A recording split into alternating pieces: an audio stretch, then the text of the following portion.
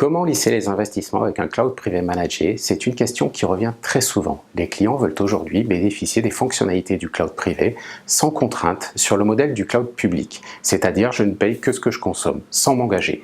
Mais ils veulent aussi éviter les investissements initiaux parfois lourds du cloud privé. Nous avons plusieurs méthodes qui nous permettent d'y parvenir. Une méthode technique, avec l'utilisation de technologies scalables qui nous permet, moyennant une gestion fine de la capacité, d'investir du CAPEX par bloc. J'ai en tête les technologies hyper convergées qui offrent la flexibilité suffisante pour permettre l'extension rapide de l'infrastructure dès que la volumétrie est proche de sa limite. C'est cette fois-ci une réponse financière à la même problématique. Comment se prémunir contre ce manque d'engagement tout en garantissant les investissements faits?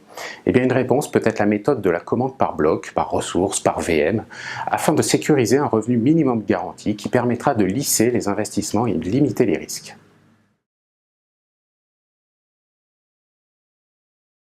Le cloud privé est une des solutions pour fédérer l'IT des filiales et des sites régionaux, qui n'est pas forcément propre au cloud privé, mais plutôt au cloud dans leur globalité, qu'il soit privé, public ou même hybride. Par contre, dans cette complexité induite par la multiplication des filiales dans différentes régions ou pays, si on veut conserver un haut niveau de sécurité et de cloisonnement entre sites centraux et distants, si on veut garantir la localisation des données, ou si on veut répartir l'infrastructure du cloud sur plusieurs sites pour pallier d'éventuels problèmes de performance réseau sur des branch office par exemple, alors là oui, le cloud privé est la réponse aux besoins.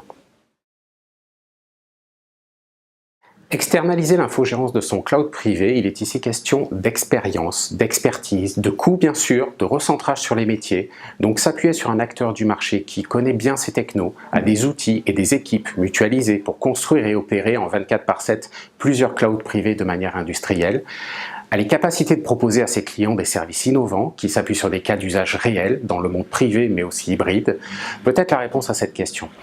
Il ne faut pas oublier non plus qu'au-delà de l'infrastructure de base qui compose le cloud privé de type IaaS, un MSP, un Managed Service Provider, propose des services qui montent dans les couches jusqu'au management des applications et donc est le garant d'un catalogue de services unifiés qui s'appuie sur des infras privés ou hybrides avec une facturation simplifiée à l'unité d'œuvre, absorbant ainsi le mouvement de vie de l'entreprise, des rachats, des réorganisations, des cessions, en toute flexibilité et simplicité. Très important, un infogérant a aussi un rôle d'accompagnant de la transformation vers le cloud. Ainsi, le client peut se concentrer sur son cœur de métier et sur le développement de ses applications.